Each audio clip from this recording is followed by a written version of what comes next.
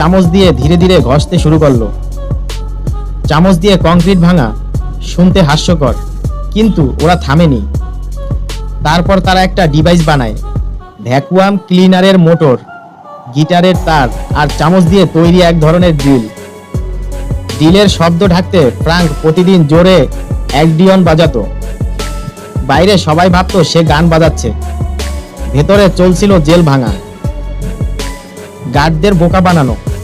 সবচেয়ে বড় সমস্যা ছিল রাতের চেকিং। তাই তারা বানালো নকল মাথা, টয়লেট পেপার, সাবান আর কংক্রিটের গুঁড়া দিয়ে বানানো মাথা, তার উপর আসল চুল লাগানো।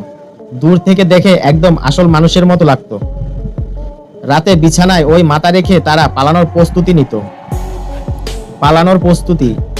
জেলের ভিতরেই তারা 50টির বেশি রেইনকোট জোগাড় করে বানায় একটি নৌকা। গরম পাইপের ভাপ দিয়ে সেগুলো